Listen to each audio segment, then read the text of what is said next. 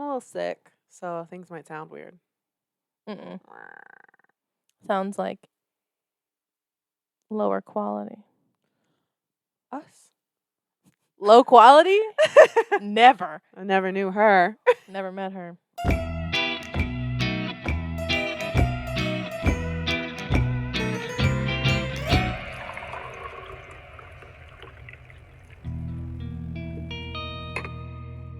We're back.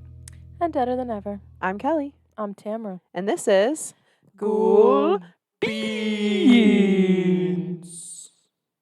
Or nor. Or no, it's my therapist. What'd she say?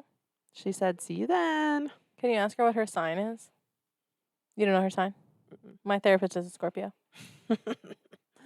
We've spent the morning looking up signs. Yeah, we just like looking at birth charts. Do you guys care about that? Tells you a lot about yourself and a lot about other people. And even if it's fake, isn't It's it fun? Right.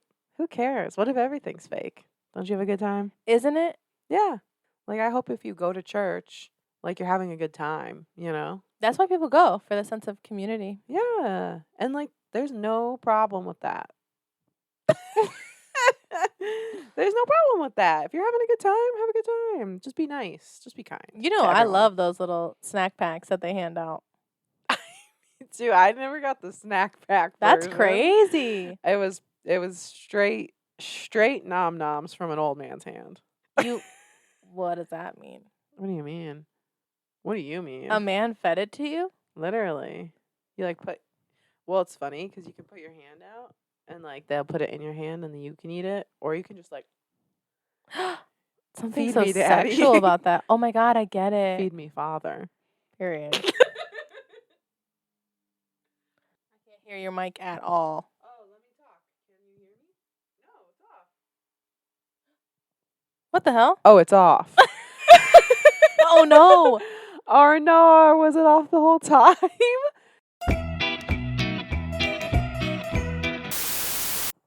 I'm here. I'm here too. The Sagittarius in me. She's always here. Yeah. I wish I could like do a survey of what are the signs that listen to us the most. Yeah. I bet it's Sagittarians. You think? Yeah, and like I probably like female Tauruses. I feel like everyone's entertained by a Sagittarius. I wonder what sign hates Sagittarius the most. Although that survey that went viral, that's like everybody, if they couldn't be their own sign, they would want to be Sagittarius. Right. Except for like, it was like one other sign. It was one other sign. I think it was like Scorpio. Period. Well, and then Sagittarius said if they couldn't be Sagittarius, they'd want to be a Scorpio, I think. And I'm a lucky mixture of both. Love that for you. Hate that for Matt. Poor Matt. And what was it? Gemini also. My big three are big threes. Yeah. No, well, actually, your rising sign is a really good rising sign. Oh, okay. And so is your sun sign. It's just that damn moon, dude. It's very volatile. As am I. It's in the stars for you, queen. It was written in the stars for me to be like that. So realistically, You're not even like mentally ill. right. It's just like who you are at your core. Destiny. And you're just manifesting it. It's not bipolar disorder, it's destiny.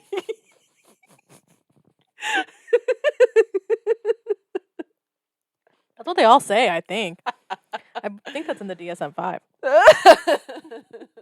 Ask your therapist. Ask your I will. Scorpio.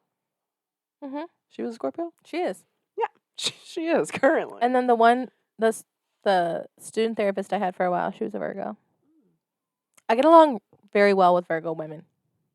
But Virgo men are Satan themselves. wild. Who is Satan themselves as a woman? We said Aquarius. I don't want to. No, you keep saying Aquarius, and I said my personal enemy is Capricorn women. My personal enemy. Yeah, unless they're like Capricorn sun, Sag moon, Sag rising, Sag Mercury. Like I'm not gonna get along with them like that. Well, I feel like I didn't know a lot of the stuff. You enlightened me a lot today that like, okay, so your sun is like who you are at your core, Mm-hmm. but like your moon is who Your emotions. are, and your rising is not only like it's like the mask you put on, but I like that you said it was like it's like who you want to be. It's not like who you're pretending to be. It's like who you want to be. So that's cool. Like who you perform as when Yeah. you're asked to perform. So maybe it is who you're pretending to be. No, but I don't think that like.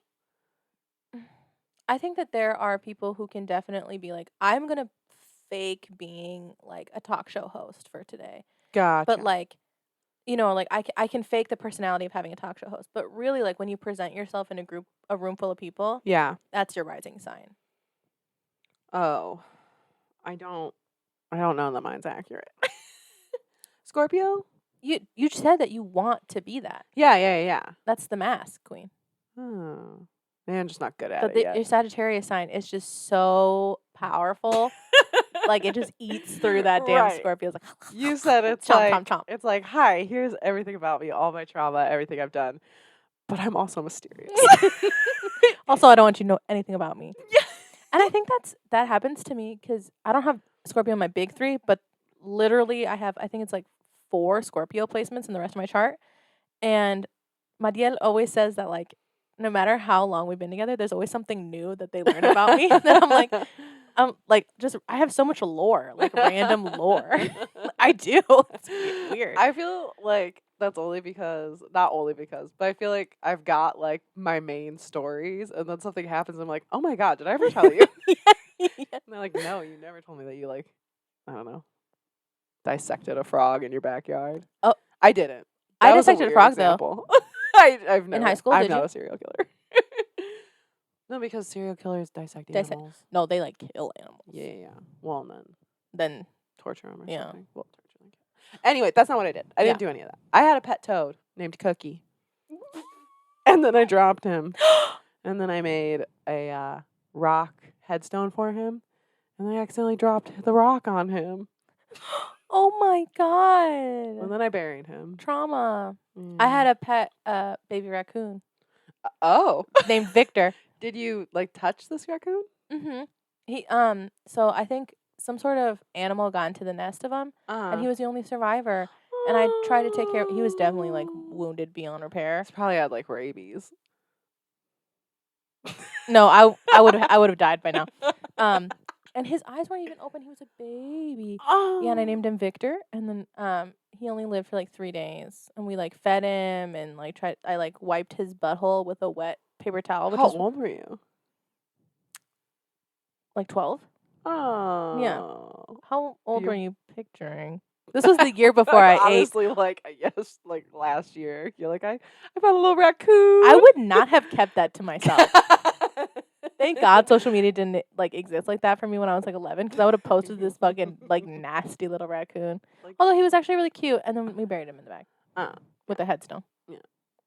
Rest in peace, Victor. And Cookie. And Cookie. Damn, you dropped. I used to catch toads all the time. I used Toad? to catch toads. Is that a myth that it gives you warts? I don't think so.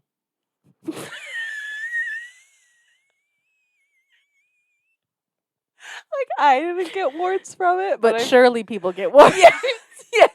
I feel like my mom was very diligent. I'm like, wash your hands After you're done catching the frogs. Yeah. That is such a suburban thing. Yeah. Also, I went fishing with like makeshift rods and sticks, and I would catch shit. The way I would catch shit, I was like, I could survive in the wild. You were going feral back there with your I pet told you, raccoon. it takes nothing for me to revert. It takes you to smell fall. Not even. We went for a walk in like a natural preserve yesterday, a huge one. It's kind of a little bit north from us, and we were like isolated away from like with nobody around. It was like a huge like, it's the babbling river. Like it's like, and I was literally like almost scaling the trees. My dad was like, okay, like be safe. There is something about a crisp, fresh forest smell that I do want to climb a tree. I want to eat a berry. I want to climb a tree. I want to like get mud in my shoes. I don't know what happened when I was a kid. Like gardener snakes and stuff used to be all over our yard, and we used to catch them and like hold them, which is really gross. As like an adult, if a child was doing that, I would be like, "You're never coming." I feel like you're not coming in the house ever again. But, like, I don't know where I remember we would do this, and I had one friend who was terrified of snakes, and I just didn't get it. I was like, "Why are you so afraid of them?" And now the thought of a snake, if I think about a snake too long, I shiver with fear. Like, Really? I like it's that thing where it, like, stops my movements, and I have to go, like, "Ah," you Yeah. know? Yeah. And I don't know what happened. Like, all of a sudden, it was just I don't know, from, like, catching snakes, and then there was a big part of my life where snakes weren't in it. And then, like You lost you like didn't keep the skill up. yeah, the skill of not being afraid of snakes. Yeah. It's a learned skill. Honestly, I do. I go and, like, face my fears in Petco. I'll always go to the snake tank and just, like, Oh, good. stand there for as long as I can. Exposure therapying yourself at Petco. That's a chapter in your book. That's one of your many quirks.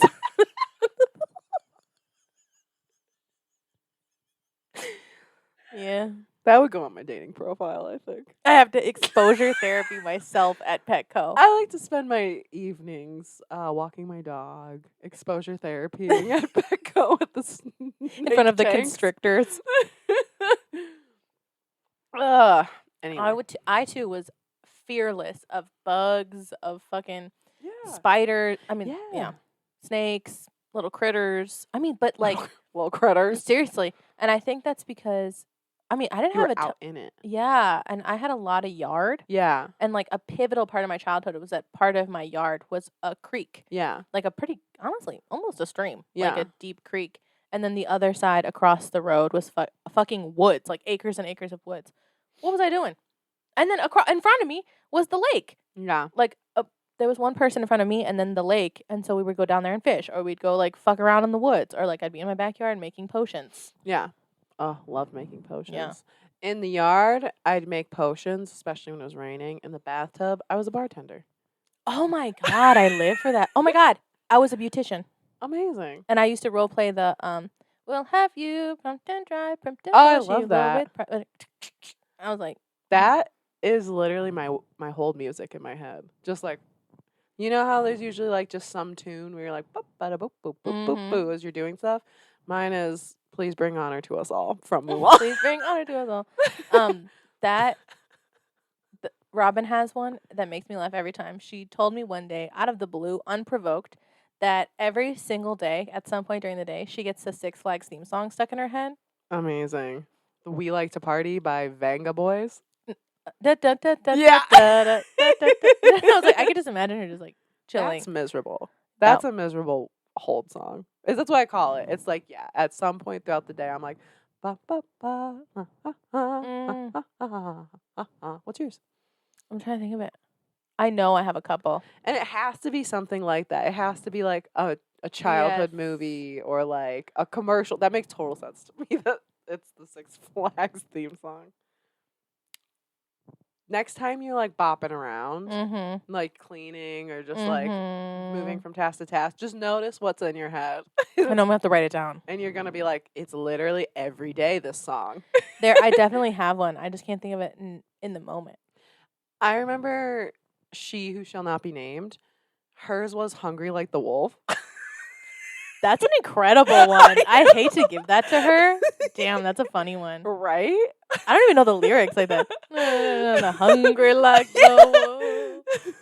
She was like, everyone, yeah. I'm on the hunt. I was like, wow. So everyone out there, write in and let us know what your waiting music is. Yeah, your NPC not doing anything. You're in the waiting room just like, yeah. Yeah. And then a hunt I'm after you. That's a good one. It is. If I was playing a video game and that was like the music while you're setting up your character, I'd be like, ooh. Yeah. They're jamming. The Mulan one would be weird. If it was the... No, but it makes sense. I feel like a lot of people have that one. Maybe. It's not a bad one. I like it a lot. Mariel's for a while was, it's a famous artist called Celia Cruz, and then there's a fucking song that's like, from like any point in the fucking house, and I'm like, oh, here they go. I love that. And it's like, da-da-da-da-da-da-da. Like, It's not a chill one. That's incredible. Cause yeah, they do like that one's like a staple when I'm going through life. There are other ones that tend to pop in, but My boss has one that's like, it goes. I'm not even positive what it's from. It's like, I don't do know do the do song. do do do do all the time. For sure, it's the thing that just like pops out of your Ooh. mouth when you're like stretching in between tasks. Yeah, Mine's yeah. normally like a scream. Well, that's fair. That's the existential dread. Yeah. That's what plays in my head. I'll get like I have the unfortunate embarrassment twitch of I will think of a embarrassing moment or something that I don't like or a bad feeling, and I have to express it via sound. Yeah. Like sometimes I'll think of one and I'll be like, and then it goes away. Or, and then it goes away. Not a joke. If you were my partner, you would have to tell every single thought. Anytime you made that noise, I'd be like, you gotta tell me. Like, there's no way I'd just let that go. No, no, it happens a lot. You'd be like, what was it? Yeah. And I'd be like, it's the same shit it was 20 minutes ago. The same one as it always is, baby. Falling out of that tree. That makes sense though, because that had like intense pain to it, and I understand. It was the needing to, shame. like, well, that says a No, lot but about you. Also the pain, yeah. Like The pain of the shame. Double homicide. It happens all the time.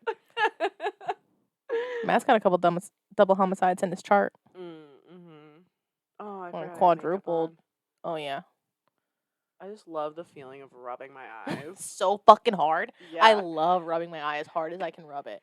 I remember the first time that if I look to the side too hard, I'll get like the stars in my eyes. Oh. So that's not normal. Well, I found that out in like 5th grade. I remember being on the swing set and I like tried to look behind at the like boy that was pushing me.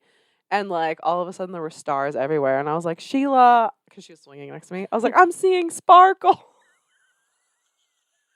And she was like, how? Probably. You would think I was like a loser. Like no one talked to me the way my stories from elementary school They go. always involve only one other person and it's always Sheila. But you know, I was a very popular kid. Nothing critical though happened with anybody else, I guess. No, because the clown for hire thing, you know. Oh, I know. I was a class clown. I wasn't a class clown, but I was like so vocal about how I felt right in the moment. And I think that I also was just like generally smarter than a lot of the other kids. So I think that maybe it was like just the maturity or something. I was funny. Yeah. And so I would like blurt out what I wanted to say and it made everybody laugh and I got addicted to that. So I wasn't like constantly being like a little like shithead in class ever. But I knew how to. My timing was good. Yeah. I was a class clown. Not like trying to like razz the teachers. The only time I got in trouble a lot. You're so old. Razz the teachers. You're like somehow 61. 61-year-old man. But I did have a really big issue. I just wanted to talk to people. I just wanted to hang out. And so like I was razzing the teachers by like just talking to my friends while they were trying to teach me. Like, Kelly, I literally the poster child for ADHD. Seriously. Literally. Because you weren't trying to get in trouble. No. And you weren't trying to get anybody else in trouble. No. You just simply had so many thoughts and you couldn't shut the fuck up. You were like, Yeah. I have to tell somebody about this. Yes. Be like, I have popcorn in my backpack. Literally. And they're like, okay. Yeah. I was like, do you know that you can like let the desk fall on your fingers and then it goes numb on the tip? And then everybody's like, I'm like, I didn't know that. The teacher's like, anyway, Miss Rohan is making fucking glue bookmarks on Oh my God. Not glue bookmarks, but I would do the thing where you rub it on your hands. and peel it off like skin. I was addicted to that. I don't know. That's because I have a picking disorder. I was a smart kid, but I don't know how I passed any grade because I did not listen. I was consistently not listening. not listening, not paying attention. Yeah. I remember, this is just like trauma hour, I guess. I remember the first time I felt shamed, and it was my first grade teacher. And we were learning shapes, and I said spear instead of sphere, and she made fun of me. Like, everyone else in the class was like, ha ha ha. She was like, spear, Kelly. This round object's a spear. And I remember walking up to... I'm getting hot, like, in my body for you. I know. I remember walking up to, like, the little hand station and washing my hands and, like, looking up at the poster, and it was the shapes, and sphere and spear were on it. And I was like... Oh, my God. That's triggering memory in me. If I may relate. Please. I had a I don't remember if this was the first time, but this was a very early time I ever felt shamed. Yeah. And it was kind of the same thing, except it was like 3rd grade, I think. Yeah. And it was like the projector, and she was using dry erase markers. It was like about counting change. Mm-hmm. And then she called on me to for the answer, and I said nickel. It was like only a nickel, and it was the opposite. It was like 95 cents. I like flipped the, you see. Yeah. The entire class bursted out laughing about it. That's like an honest mistake. Literally burst out laughing, and she didn't correct anybody. She was just like, okay, guys, next. Like, she just, like, moved on. She didn't correct anybody. And I remember being like, oh, my God, this fucking bitch didn't, like, protect me. In that moment, I was like, clearly, she's going to turn to them and be like, okay, guys, relax. Right. Nothing. She, like, let them shame me. Oh, my God. Yeah, and that was the only time with that teacher I had a bad interaction. Damn. I know. See, the teacher that shamed me, that caused the kids to laugh at me, the one that was heckling me. Yeah. She didn't like me. So that was... I wonder why. Understandable. I was a nuisance in class. Oh, you're disruptive. Because I wouldn't, yeah. I wasn't. And I think, like, I was also one of the smartest, so I think that's why it was funny. Yeah. Because I got it so wrong. It was just literally flipped. Yeah. But I got it so wrong. And I said it so confidently. Yeah. And then they all started literally cackling. Yeah. And that's definitely one of the first times, if only the first, ever, like, in elementary school that I can remember right now anyway. Yeah. I think that's what, like, pissed the teachers off, too, is that, like, I had perfect grades. So, like, they'd send a note home. Like, talks way too much. Very often. And every report card I have up until middle school is great student, great learner, needs to learn to stop talking. You know what? All of mine said that I'm great to have in class and that, this, and this, but I don't try hard enough. Oh. Yeah, and it was like... could apply herself more. Yeah, could apply yourself more. And I guess this is just trauma hour, like you said. But really? But I have brought this up before, especially now, like, getting this degree. Like, I think that we need to abolish the mystical, magical idea of potential. Yeah. Because the damage that it has done to me to constantly be like, well, like, you have so much potential. Like, what does that mean? Right. And, like, doing that to teenage girls, which is, like, they come in my office all the time and, like, just vent to me about life and telling me, like, I know that I could be better at this. I'm like, could you? And does that make you worth more? Right. And, like, what if this is the best it'll ever get? Right. Like, can you accept yourself, and can the people around you love you where you're at? Yeah. Yeah. No, I agree. Because how damaging is that to tell them, like, you're so good, but you could be better? Right. And, like, it's almost like... Or, like, you could be so good if you worked harder. Yeah. And it's like, I'm getting straight A's. What do you mean I could be so good? Literally. Like, I am good. Literally. And it was because I had ugly handwriting, and because I had, like, I would miss assignments. Like, I definitely had an attention thing. Yeah. But I hid it so well because I was so good at school. Yeah. And so that's why I think, like, this idea of, like, it's not real. Right. Like, potential... We need to start saying it Yeah. Yeah, I just think, like, it's all different, I think about just, like, I don't know. It's crazy. You had so many thoughts right then and there. I had. And then wrapped them all up and answered them for yourself. I watched it happen. Yeah, I did. It did happen. That's really funny. Yeah. I was like, it's just, yeah. Yeah. Because what is there to say that hasn't been said? Like, seriously. Honestly, what is there to say? Okay, should we pivot back? Yeah, how do we? What were we talking about? How do we get here? Childhood trauma? How do we get there? Waiting song. Waiting songs. Damn. All roads lead back, huh?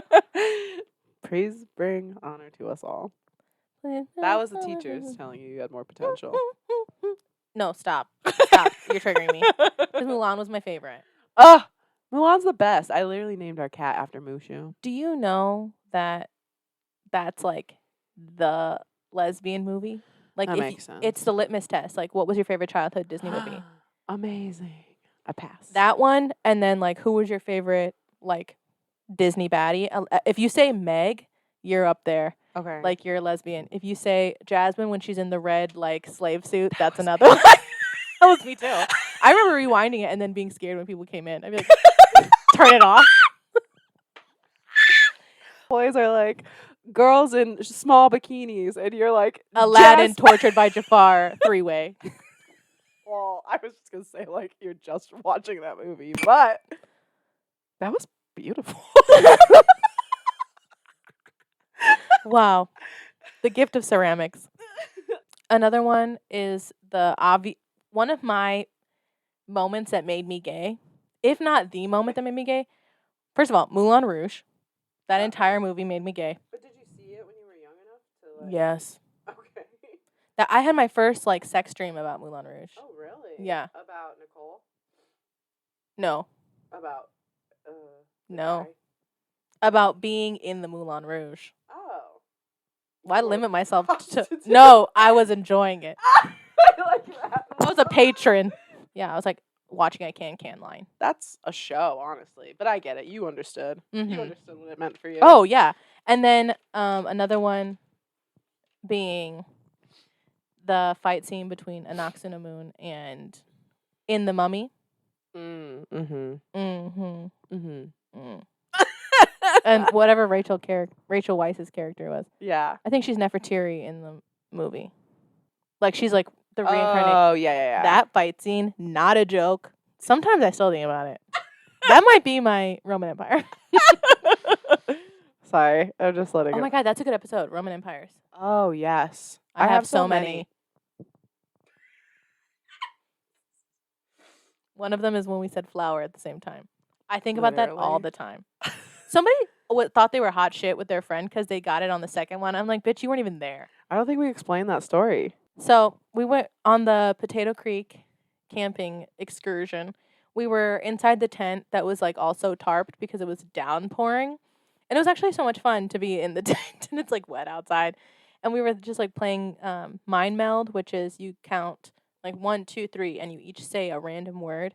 And the next word you say has to be like the combination of those two words or associated with those two words. So for example, if I were to have said grass and Kelly had said yard, we would have both said lawn or something the next time. So we did it, and on the first go, it was mine and Kelly's turn. We went 1, 2, 3, flower. It was wild. I cannot. What are the fucking odds of that? Flower? It was fall. There was no flower visuals. No. Everyone in the tent was like, "Are you fucking? When did you guys plan that?" No, I think Matt was. Matt was like this, immediately suspicious. He was like, what the fuck? Yeah. Mariel was like, no way. And then Tony was like, mouth agape. The first word of the first time we played, gagged. And then like I felt no shade to Matt. Oh well, a little shade. He could take it. I don't think he understood the concept of the game. You know what? We play that game all the time. But that's his Aries. He was like, you're choosing to make this. You're going to keep saying things that eventually will get to what I'm saying. Yes. No, it's supposed to be the combination of the two, not like I get to yours. No. He's like, this is my game now because I'm playing, and you will figure out what I'm thinking eventually. Why did you say flower? I have no idea. Me neither. It was, honestly, I was going to say something else right up until the last second. My mouth said flower, but I didn't mean to say flower. Yeah. I was going to say like cabin or something. It wasn't even like, because I've played before because it's like a great car game, guys, but I've played before where it's like, ant or something. Like, it was like I 1, went 2, 3. flower. I've never known a word more confidently Crazy. in that moment than in that moment. It was wild.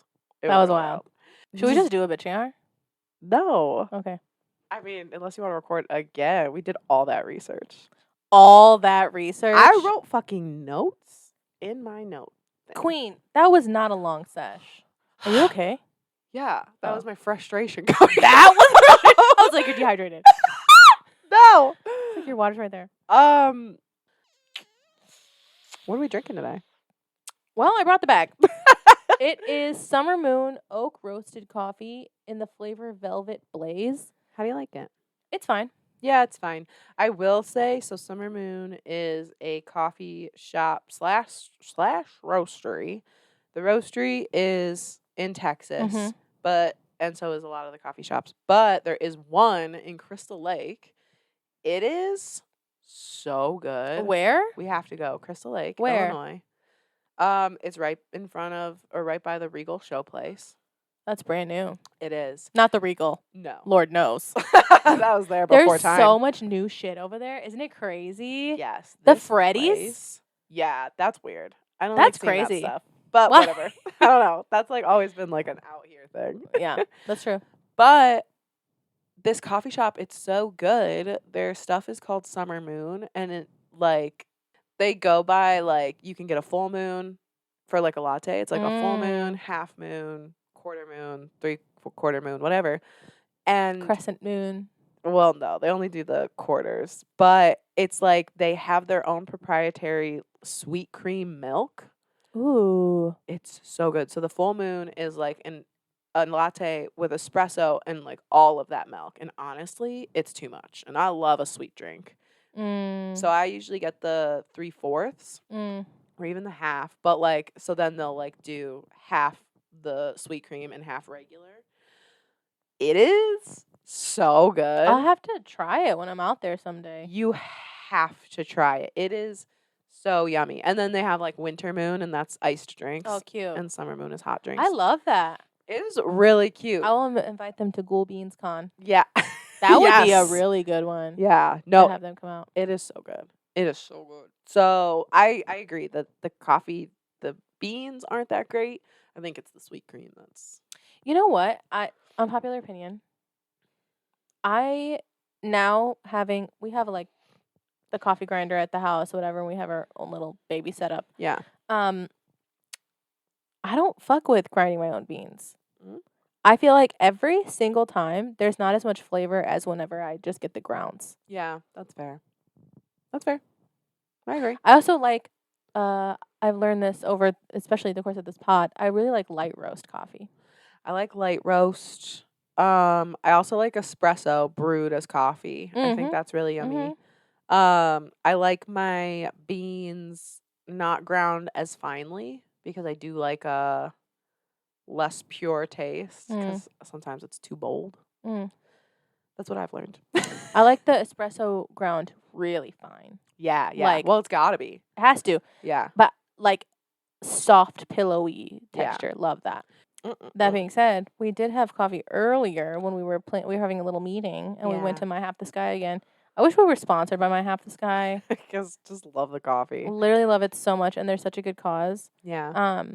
And we both had the egg yolk custard latte, but yours was accidentally iced. Yeah. How'd you feel about it? It was good. It's good. It's so good. I just have no control with iced drinks, so I'd rather get them hot. I drink them slower. I drink ice slower. Interesting. Yeah. That's funny. Yeah. So I really like the egg yolk custard hot coffee. Like, Yes. I really like that. It was giving like Cadbury cream egg. Yeah, it was really good. I really like that. I have to try more of their stuff. I always get the same stuff there. So today's episode is a local lore, and we are in Minnesota this time. Yeah. I'll go first. Okay. I chose, shout out to Matthew, I chose Washington Avenue Bridge, which is the bridge on the University of Minnesota campus. Shout out Matthew. Shout out Matthew. He went to school there. The campus is huge. Like, it is Do you Minneapolis. fuck with big campuses? No, I loved going to school in the city. I cannot say enough good things. You were at frat parties. I was in nightclubs. Like, there's just no Period. comparison.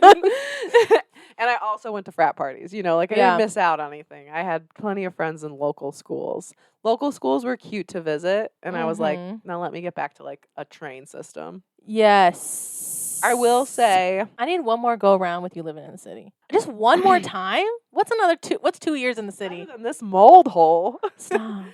there's Mold hole is horrible. Oh my god, I had to explain to my boss the other day what blue waffle was. No, She's never heard of it. that's my Roman Empire. That's one of them. That whole like chain messages. Yeah. No. Stop. I have to like shut it out of my brain. It's gone. Okay, so anyway, I picked Washington Avenue Bridge in Minneapolis, Minnesota.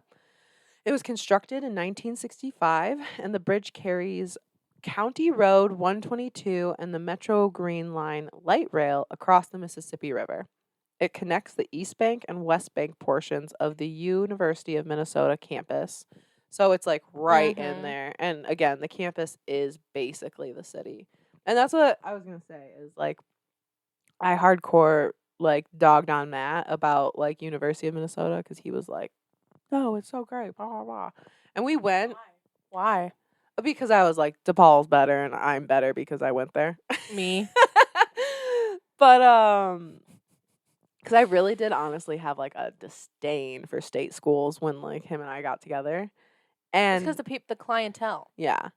But we went there recently, last summer, and it's beautiful. The city is beautiful, but it is so much campus. It makes up the city. It's like it's too much college. Yeah. But going to college there, I think would have been cool because like if you can't handle not in a shady way, but if you can't handle being in a huge city, you do get the convenience of like being right by a huge city. Like, but I will say like the DePaul quad had nothing on that Minnesota. We walked through it and I was like, damn, it looked like a place where they'd shoot a movie.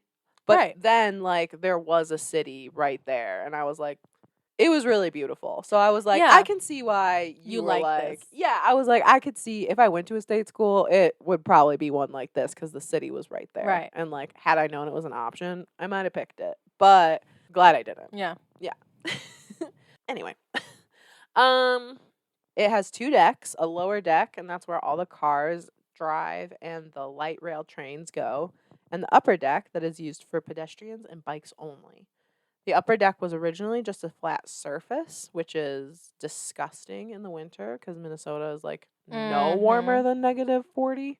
So they built a structure on top of it that it was originally supposed to be like an all indoor heated pedestrian area, but it was too expensive for Minnesota to maintain or Minneapolis. And so there are like some heated portions in there, but it still like gets below 0 during the winter. But Matt did confirm that that was like the only way to get through the freezing. But his dumbass was like, but I sometimes still walk down the outside. I'm like, you're crazy. Because it probably like the body heat in there probably made it so nasty. So you get all hot and sweaty and then go back out into like negative. Well, that's Chicago. That's getting like on running the train. to the train. Yeah, that was horrible. Little fun fact, one designer wanted to go crazy and make the space a much grander place. So they wanted to make it so that the upper deck had like shops and like hangouts and restaurants instead of just something to get across. But I mean, I'm assuming that it didn't go over because they can't even afford to heat it. So Right. They probably can't afford to do that. But that would have been cool. Like I could see that being really dope. Yeah, like that's that's a spot. Yeah. And the view's probably good. Yeah. So I was like, damn, that would have been cool if they did that. In year 2000, in an effort to make it less drab, the school got the bridge to be painted in the university colors that are maroon and gold. And now they have the little emblem and groundhog on it. What is it? Gopher. It's a gopher. They're gophers. Yeah. Thousands of students and faculty and staff walk across this bridge every single day. Okay. Darker history. This bridge is also known, why we're here, of course, for the dark history. This bridge is known as a very well-known spot where many people take their lives, either by hanging themselves or jumping off I just got chills. and landing in the lake or on the flats below. How often is this happening, I wonder? I think I read that the most recent one, so sometimes people jump and then like get arrested because they don't die and they land in the water. And then Arrested? yeah, so it's illegal to like jump off a bridge like that. In a suicide attempt? Yeah, I think so. Why is it illegal to kill yourself?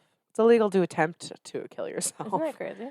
Capitalism. I think probably because it's a public space and they probably do something of like a public disturbance. That's probably how they swing it. It's fucked up. Yeah.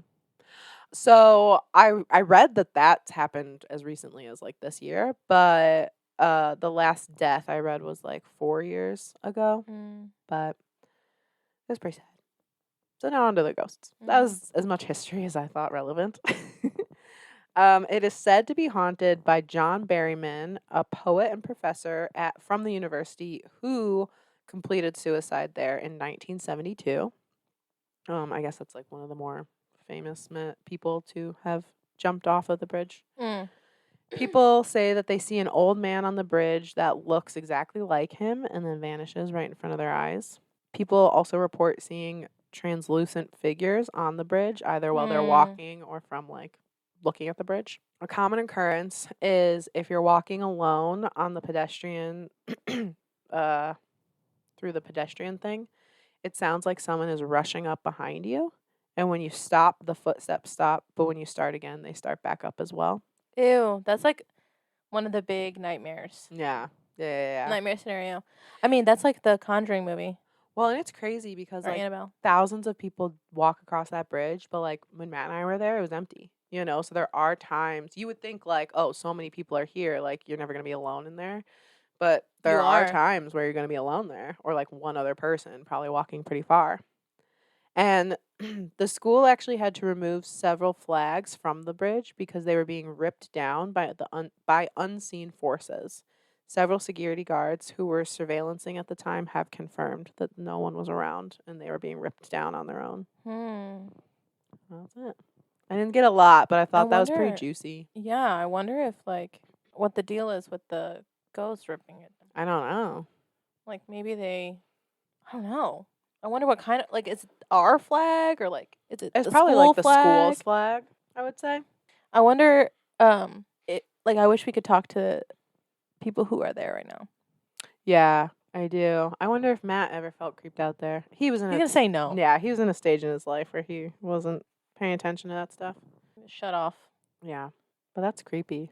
Honestly, it is huge. It's a really long walkway, and like I know I wouldn't want to walk alone there at night or anything. Did they have like the DePaul like blue light things? I think so. Probably, right?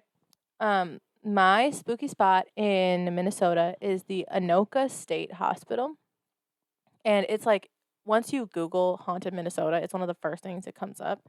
I love a good haunted asylum. Me too. So I'm going to first read this, and it's from spookytraveler.com, and it's got a lot of just like the history of the building and like the cycles that it's been through before it became like this iconic haunted spot. So it starts off by saying Anoka, Minnesota is the Halloween capital of the world. Wow. And big claim. Yeah. Okay, I bet you Salem has beef. And home to the Anoka State Hospital. The old Anoka State Hospital, or the old Anoka State Asylum, operated for 100 years and is full of terrifying haunts. There are a lot of factors that add to the hauntings of the asylum, located next to the Rum River, and there's a lot of water activity for spirits to pull from. And the Anoka State Hospital served, quote, incurables by using experimental treatments, yes, lobotomies. The icing on the cake is that the building is built on an underground tunnel system, winding to connect a dozen cottages and service buildings. So that's like very Minnesota. I noticed when I was doing research for like what I wanted to do, there's like tunnels all over Minneapolis or Minnesota. Like there's mines and stuff from that time, but there's just like there were so many places where it was like, and of course it's built on top of a lot of tunnels. I was like, what's happening up here? Yeah, whatever like resources that they have up in Minnesota, they were like, maybe it's coal. Maybe. Yeah. The Anoka State Hospital was built in the late 1800s, with the first patients arriving in the spring of 1900. The first set of patients came from St. Peter, about 100 male patients who were considered chronic incurables.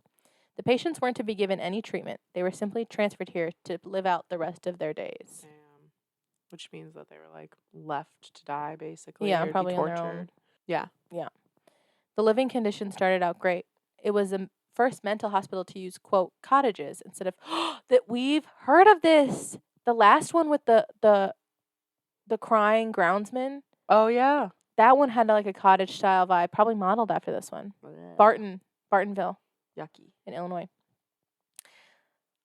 It was the first mental hospital to use cottages instead of hospital-style building for the patients to live. Each cottage could house 50 patients, and the cottages were connected by a series of underground tunnels. The patients were treated well, and most were allowed to walk the grounds, nearly 400 acres of wooded beauty next to the Rum River. Oh my God. In 1905, 115 women joined the scene, in separate housing, of course. There was still room for everyone, and the staff was able to take care of the patients. And then everything took a turn. In the 1920s, it was the height of commitment. Family members could commit other family members for nearly any reason and for an indefinite period of time. Wow. The worst part? That a patient could only be released if a family member were to claim them. Damn. That's so fucked up. That's like, you made me mad and I don't want to deal with you. I think I remember learning this, that like a lot of men who didn't want to be with their wives would like commit them for being like Hysterical. hysterical or like too aggressive. I know. By the 1920s, the Anoka State Hospital, otherwise called the Anoka State Asylum, had over 1,000 patients. The hospital was overcrowded, and the staff could not keep up.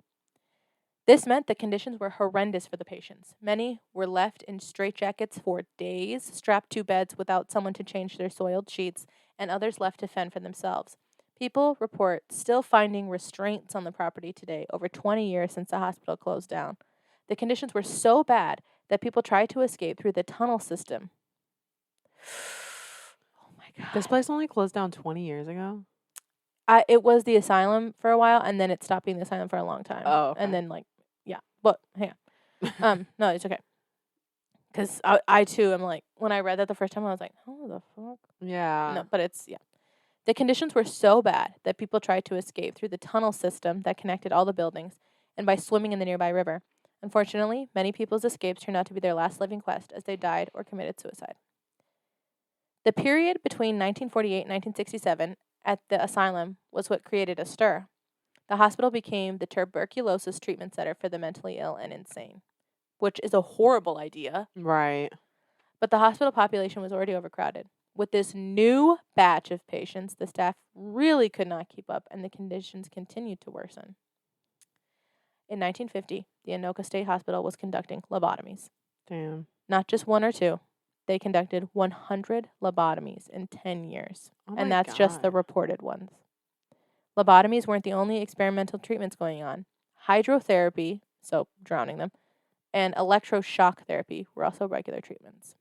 When they built the Anoka State Hospital, they planned ahead and built the Anoka State Cemetery nearby. Yeah. About a quarter mile from the main grounds, the cemetery sits across the street from Anoka High School.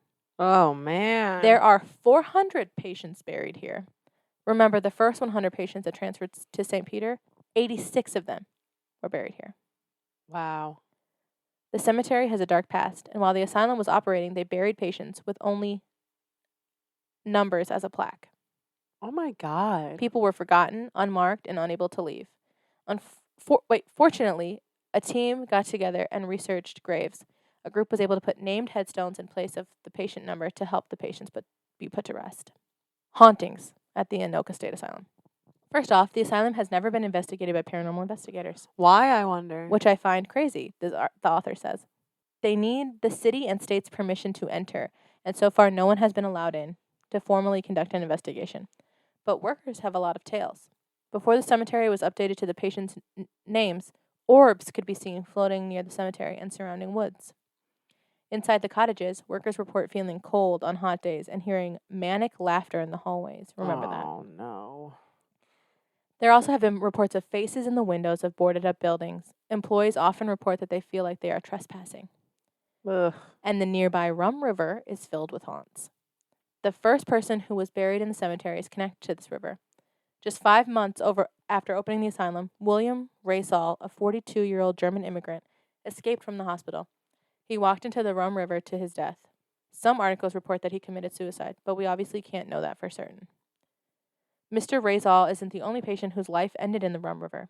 There were dozens of escapees every year from the asylum, and many of them went to the river. Sadly, many of them also died in the whipping water of the Rum River. It is said that people can hear screams from the river and see figures walking into the water. The most haunted part of the hospital, though, is the tunnel system. When patients tried to escape, they had two ways: through the grounds towards the Rum River, with hardly any coverage to hide on the grounds, or the tunnel system. Unfortunately, the tunnel system was dark, twisted, and daunting. Patients, even sane patients, couldn't find their way out. Wow. They would get lost in the never-ending maze and ultimately give up. After a long struggle in the dark tunnels, patients who would be disoriented and defeated. More than once, staff found a patient in the tunnel who hung themselves from large pipes on the tunnel ceiling. Oh my gosh. That seems wild, actually. Like you were in there so long, you gave up and you're like, I'm just going to kill myself. Yeah. And then, like, after that chills. starts happening, it's probably, like, haunted. And I wonder if, like, maybe that, like, they're like, and now I can't handle the ghosts. Like catacomb style. Yeah. After a long struggle, okay. Employees who dare to enter the tunnels hear indistinct and incoherent whispering, Ugh. often frantic whispering. I was going to do it. No. Okay. Do it. Ugh. Can you imagine? Why are they going in the tunnels? Why are the employees going in the tunnels? It's like, why does anybody do anything? I wonder if anyone's like, sorry, distraction. I wonder if anyone's like urban explored there. Probably. You know they have. Ew. Yeah. Oh my God. I wonder, like, imagine you go with your friends to, like, explore, and you're like, okay, we're not going to get lost. We're going to tie something to the rail. No. Mistake 100. You know it's getting chopped, untied, whatever. And you, like, pull it, and it, like, comes into your hand. And then you hear the whispering. Or you hear the footsteps. Oh, yeah, like getting faster on the towards gravel. You. Oh, it's like crawling. You hear the scuttling. Mm-hmm. You hear all fours. I would die. Mm-hmm. You like run into a dangling body. It like taps you. Yeah. And then you get lost more. It's not there. Yeah. Disgusting. Or it's in the dark. Oh my God, part of the movie would definitely be in dark vision. You can see the feet hanging next to you and you can't see them. Yeah. Your friend like moves the camera and it's like. And now everybody's screaming. Now the feet, the cloud. Oh, I hate that. You can tell that we have a horror. Yeah.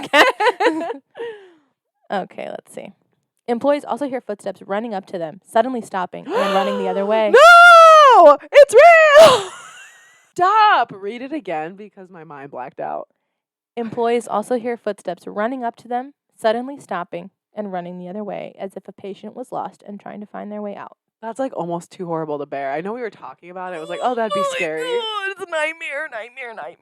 Why are employees here? I want to know like what people are doing here right now. Most employees and residents refuse to enter the tunnels. Today, they are typically used by maintenance workers and security. I need to speak to them.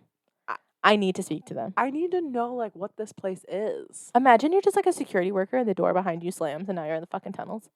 Imagine accepting a job like that because you're a dumbass. Some people don't have other options. I can't relate I can't relate to that. I don't care. I can't. I never like take a job. You don't look at that place and be like, oh. I love my job. Yeah, you go, oh, Jesus. I feel so cozy here. You fucking rip your vape before your shift. Right. And that's it. Like that, the place, look it up, guys. It literally, we'll put it on Instagram. But like, it looks like a horror movie set. Like, it's like comically horrifying. And like, so you don't get a job there. Like it's in huge. The interview, the person's gonna ask you like, do you scare easy? Like that's what this place looks like. It's like, so how do you feel about ghosts? Right. Like, what the fuck are you talking about? That's disgusting. And then it just talks about how you should just like be respectful if you're gonna go there. It's abandoned. And then I have some ghost profiles. Yes. The laughing child of the Anoka State Hospital. known haunting. Yucko. Many claim to encounter various supernatural entities at the Anoka State Hospital, but one stands out for its haunting audibility, the laughing child. Witnesses describe hearing the laughter of a child echoing through the hospital's abandoned halls, creating an atmosphere of unsettling mystery. No, that's not what the atmosphere is. Not unsettling It's mystery. horror, demon, scared, exorcism, like claw my eyes out kind of scared. The laughing child has become one of the most talked about apparitions connected to this location. You can hear laughter, you can see glimpses of a childlike figure, and often they are seen anywhere in the hospital, it says. They can be found anywhere. That's not a kid. That's a demon. Never. Yeah. The laughter is distinctly childlike, but has a mocking tone. Ew. Sightings are often brief, with the figure disappearing quickly. No discernible pattern related to the appearance or timing. Ew. People speculate that it could be the ghost of a former patient. I doubt it. Oh, no. It's not. No, it's certainly not human. Like, I don't know why we're pretending. No. It doesn't have anywhere it's like holding on to. It's taunting you. Like, girl. And then we have the agitated patient. Oh my god. Which is a grown man. So, okay, so then this ghost, which is part of like the certified ghost that people have like always seen. Mm-hmm. There is also the agitated patient, and its specifics are that it manifests as a shadowy figure in patient attire. This might actually be a ghost. Generally seen or near the electroconvulsive therapy rooms. Okay. Associated with flickering lights and cold spots. It has audio phenomena including anguished whispers, Ugh. a sudden drop in temperature, and a disturbance of electronic equipment. Ghost. Yeah. We're good. That's a ghost. So I'm so sorry, dude, and I wish that you could be not there. Yeah. And then this is an experience from Reddit user Ripley Hyde. It's from 9 years ago. So this is their experience with Anoka. In Anoka County, Minnesota, there's an old mental asylum that borders the high school. I'm talking right up next to it, sharing a fence and everything. Ugh. My mom said that when she went to school there in the 70s, she'd see patients walking around the grounds. Sometimes they'd come up right up to the fence edge and watch while my mom's tennis team practiced. Ew. I didn't think about that. No. I only thought about it being haunted and going to school there. I just got, I'm getting fairy tears. I guess there are old graves in one of the courtyard corners, too, which makes sense, as it's been a running hospital since 1898. It no longer serves as a mental hospital, but now a recovery center for... Okay. Okay. But now a recovery center for troubled teens and addicts. I would love to speak to them. Me too. The underground tunnels are non-functioning for all intents and purposes, but still patrolled. I can't imagine recovering from substance abuse or being in juvenile detention in a place like that. Yeah. With this kind of reputation, obviously it's been a victim to a number of stupid teens vandalizing or sneaking onto the property to ghost hunt or whatever. In 2005, I was in high school, and I was dating this guy, Max, who volunteered for the fire department. His dad was fire chief, so naturally he was involved. All the, quote, minor volunteers were given a rotation of duties. 1 month running phones, 1 month maintenance and repairs, 1 month kitchen. And as they got older and more experienced, a few of those months would be spent doing patrols. Now, normally a minor volunteer wouldn't be asked to patrol at the asylum, but since Max's dad was chief and Max had been volunteering for 3 years, and they were understaffed, he was asked to patrol the tunnels. Dope. For us, not him. This person goes, this was our chance. I was in the middle of finals, but I was done with school for the year that Thursday and thought a cool end of the school year exploration of the building would be an epic summer starter. He said he'd let me know after his first night what it was like. Tuesday morning, I heard from him before I went to class saying that the tunnels were cool and creepy. He said he patrolled alone, so I should be able to sneak down there with him for that bit, but it might not be able to patrol with him on the actual grounds perimeter, which is fine. All I really cared about were the tunnels. He also said to bring a flashlight because there was a bit that he had to turn off the light before turning on another, and the wiring's all weird. Oh, I'm immediately like there's not lights going. down there? I guess. And he had to turn one off before you could turn on the other one. Ew, could you imagine? No, I wouldn't go. Like, this is not something I can't go to these. This is my, I can't. Why do you turn off the light? Like, just, this place has enough money. It's probably the wiring. Yeah, here. like you don't It want to won't surge turn the. Because then there'd be no lights. They all go out. Nightmare scenario. The ones in front of you start going out. I just I feel like you need to tell me everything you see there, go explore, but I don't want to go there. It was I can't trust you, Max. You're a man. I know you're Yeah. not going to report back everything to me. Right. I know someone like came and shuffled up to you and you were like, oh, it's just the wind. Wednesday morning, he said there was a smell down there and I should bring water shoes. Some of the flooding had backed up to the tunnels and likely a sewage break or drowned rats. See, there it is. It's sulfur.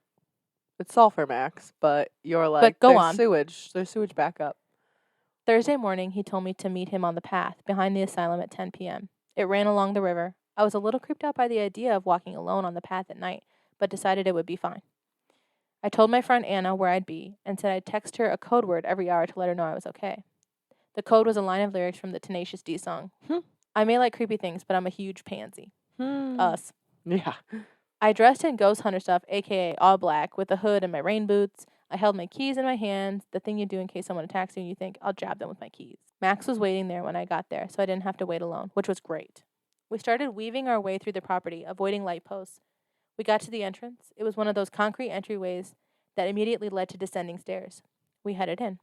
The usual graffiti was present, iterations of fuck and penis sketches, and one bit that was just the word no, repeating. Yeah. I turned on my flashlight and we headed down. At the base of the stairs, it smelled like absolute shit. It was also 10 degrees cooler. He clicked on the light switch at our end, and we started off. There was nothing remarkable about the tunnel, just a bunch of empty, mostly doorless rooms, and an inch or so of putrid standing water, and a few pieces of destroyed furniture. Maybe it wasn't sulfur. Maybe it was a sewage backup. Might. Por qué no los dos? I routinely looked through every room as he waited in the main tunnel. There were 10 cubes. I both expected to find something horrible and also feared I'd find something ghastly. Most of the rooms were harmless, just kind of gross. Honestly, I was disappointed that I hadn't been the adrenaline rush I hoped for. There were 4 rooms left at the other end and looked particularly beat up. He explained that there had been holding cells for patients that were having episodes or needed isolation. Holding cells. Notice that that's not like a hospital term, by the by. Need isolation. Probably for like behaving poorly, not because But like... it's punitive. That's not helping them. No, yeah. That's what asylums... They were just like jails. They were just prisons. To put your family members that you didn't want to deal with. Right. They were prisons to like science project. Mm-hmm. Ugh. These were the only 4 with intact doors. I made him come in with me because I was paranoid the door would suddenly slam shut and there's no way I was going to be haunted alone. I started inspecting. Nothing interesting in the first 2 rooms. In the third, I found some indents on the bottom corner of the back wall. After inspecting a bit, I realized they were fingernail marks. The worst part about them was imagining the position someone would have to be in to make them, crouching on the floor, back to the door. Ugh. I found a few more spots of claw marks, all bundled together, marks going in all different directions. Most of them were clustered around the bottom of the room or the corners, but there was one grouping of scratches about 9 feet up the wall. I guess maybe the person was standing on a bed and just going to town, but the unnatural height really bothered me. Yeah. At this point, that was enough, and I really didn't need a lot of creepy stuff to fill my quota, so I was all ready to leave. Max understood, but I also thought I should check out the last room. Big mistake. Huge. Since I had looked in all the others, I wanted to leave on my...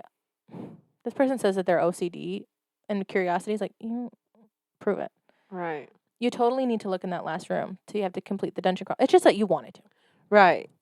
And it would have bugged you if you didn't. You ignored your intuition of like, I'm good, let's go. Yeah. So I went in and made him stand right by me. We were going over the walls, but found nothing. I kept going back to the back corner since that's where I found the first marks in the other room. I bent down to look at what I thought was another mark on the wall and noticed there were marks on the floor. It was hard to see since there was water all over, but by swishing my foot back and forth, I could make out the word no repeating. Now I was done. I stood up and turned to Max and then stopped. We had been so focused on looking at the floor with the flashlight, we didn't realize the light in the tunnel had gone out. I fucking all out screamed, it says. Max grabbed the light from my hand and charged towards the opening. I followed in a panic. He looked one way, then the other with the light before dashing towards the stairwell to hit the corresponding light switch. I waited in the hallway, pressed against the wall, eyes down. I didn't want to close them. I couldn't even see anything anyway, but I didn't want to look around. I was afraid I'd see a shape in the claw mark room across from me. Oh, no. Moments later, Max had the tunnel light on and was grabbing my arm. Thank God he's an emergency responder and I could just act on instinct. I was useless. We ran up the stairs and out the other side, and I had another brief moment of panic when he took the flashlight and went back down to turn the light off to complete his patrol. I thought we would for sure be pulled out of view by an invisible. I thought he for sure would be pulled out of view from an invisible force, but none of that happened. The thing is, I'll never go back. But Max had more nights on patrol. That sucks. To be alone. Why do you have to patrol alone? Well, they remember he was short staffed and normally he wouldn't. Yeah. Damn. So that's the Anoka state. Would you go? No. I would go on the grounds. I wouldn't go in the tunnels, and I wouldn't go inside the building. Not that you could. I'd go to the cemetery. I would go on the grounds in the daylight. Yeah. I would go to Ew. the river in the daylight. The patient holding like the fence and like staring into the. Yeah, that's Ooh, gross. Jesus. I would go inside the building in the daylight with like people working there. Yeah. The school? No, in the building. Mm. I would never go in the tunnel. I think it's totally like you can't get in there at all now. Yeah, I would not ever do what that person did. Going into the. First of all, it's so unsanitary. So unsanitary. Honestly, having to like walk the river path alone, I would have been like, nah, I'm not coming. 9 feet above, there was scratch marks. I mean, it makes sense if someone's standing on the bed for sure, but like it's also like you have to think of the state people are in to just be like scratching at walls like that. Like that's scary. The crouching back to the door scratches. Yeah. Or like dragged out of the room scratches. So do you think like the light turned off naturally or? I mean, it's like how we were describing a scenario in which like you tie a rope. Yeah. It's like, yeah, duh. The Yeah. light was going to turn off.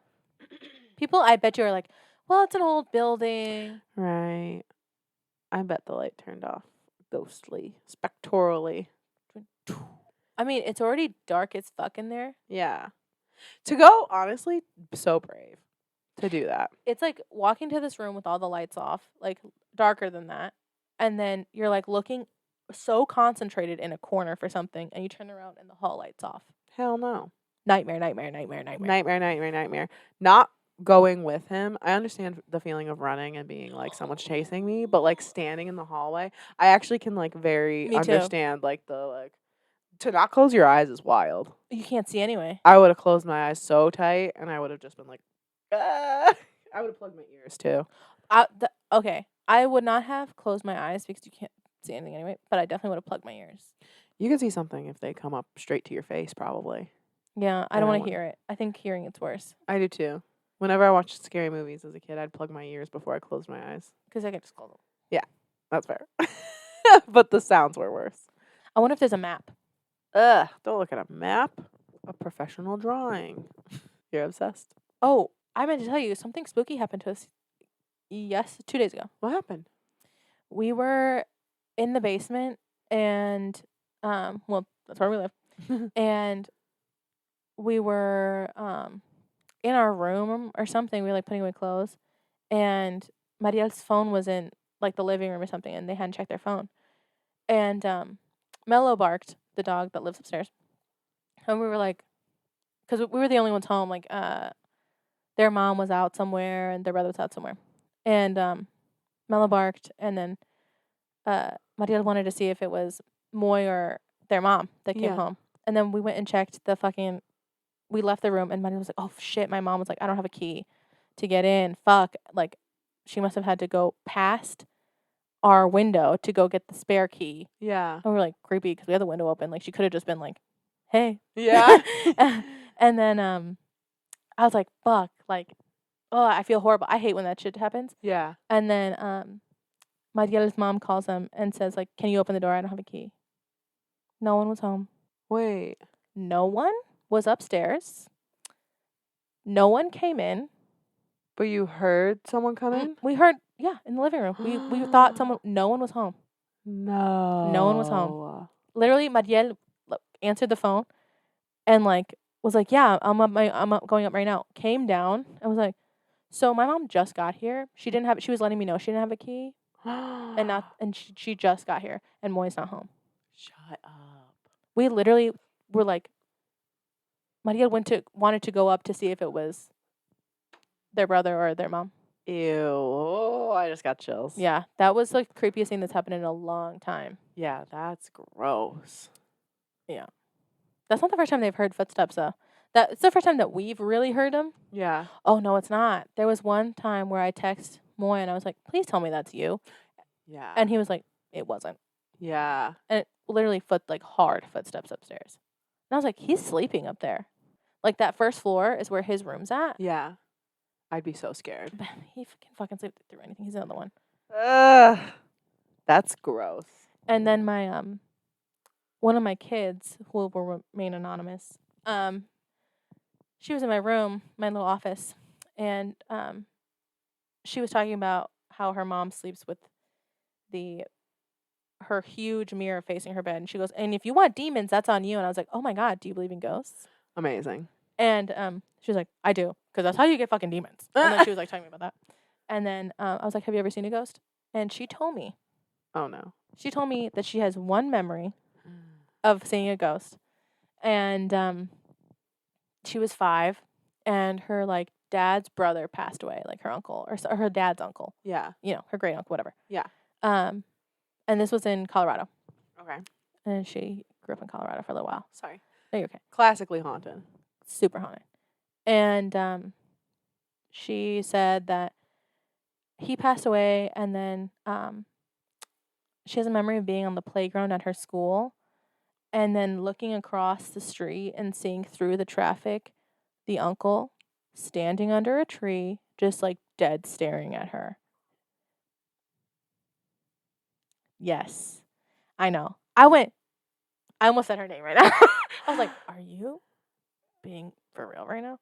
And she was like, and that's the only memory I have of him. But my mom tells me that I would always come in from like playing outside being like, oh, I was just talking to Uncle so-and-so. Oh my gosh.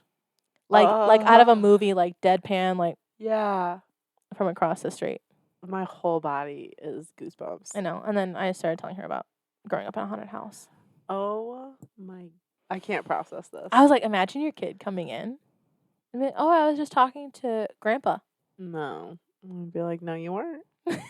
Not if you want to live in this house, you weren't. No, you were not. Don't say that to me. But Grandpa was like, imagine they were like, Grandpa was scaring me.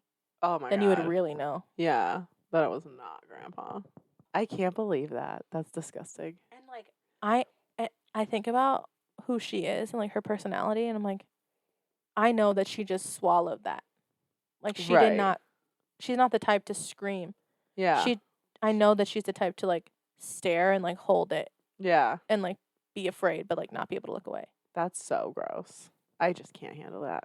I feel so bad for anyone who has to deal with that situation. Because it could not be me. I would immediately scream, yuck, man. I want you to ask every one of those children if they have a ghost story. She's like, if you want to get demons, like, for sure. Apparently, it's a huge mirror. Ugh. That's not good. But. If you have a mirror across from your bed, if you have a demon portal across from your bed, write in. Tell us about the man standing by the playground. At ghoulbeanspodcast@gmail.com. Or DM us. At ghoulbeanspodcast. On Instagram. I would literally love to hear about childhood ghost stories from you guys. I would love it. I would eat that shit up. Please give me a childhood ghost story. Also, if you've ever like explored like an abandoned building and have something creepy happen, like that's really cool because I don't have the guts to explore an abandoned building. I don't have the guts to like be in a structure, you know, anywhere where they might trap me. I don't have those guts, you know. I've never gone urban exploring. I used to know some guys that would go and take really cool pictures, but I was like, I don't have the guts because what if it's haunted? Literally, what if it's haunted? And then what if you bring something home with you? Also, like, honestly, just going to like a place, like a business that's closed and I'm there after hours, I'm like, this is spooky. I mean, shit, when I'm working at... Yeah, schools after hours, garbage. Because there's so much foot traffic. There's so much energy walking through those places, especially at high school. That's tumultuous energy. That's it. Thanks for joining. And spilling The Ghoul Beans. That was your first sex dream? Should I say my first one? I get made fun of it so much to this day. I'm going to turn my mic off, maybe. So I don't Why? laugh at you. No, you can laugh. Okay, what is it? My first sex dream was in the back of Gymboree because I worked there in high school. Oh. And this was during that time. Oh. What? Mine was in like 3rd grade. But it wasn't like a sex dream. I was just like making out. It was like a sexy dream. It was your first like sexual Yeah, it was dream. my first like sexy dream. No, like this I was like not my supposed first, to be there. like sex dream. Oh. Yeah. Damn. Serious. I don't think I remember my first one. It was with Tim Allen from the Santa Claus. Go on. He took me in the back of Gymboree.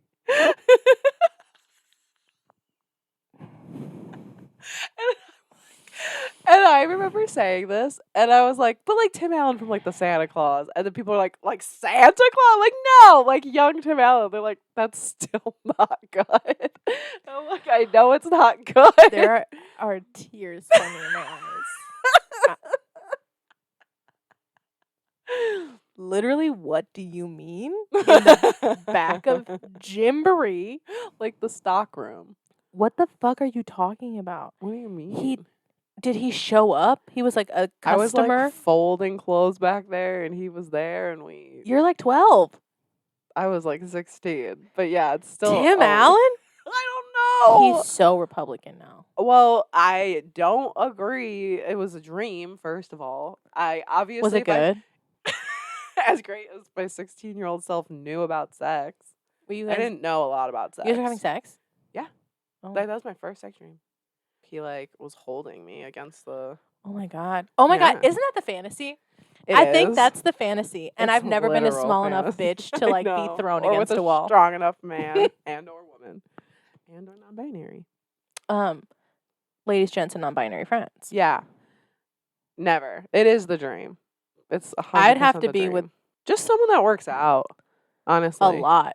Yeah. I saw a video the other day of a lesbian woman who had 250 pounds in each hand. And I was like, there you go, baby. Carry me and my friend. Literally flip me in one hand. Like That'd be insane. Like juggle me.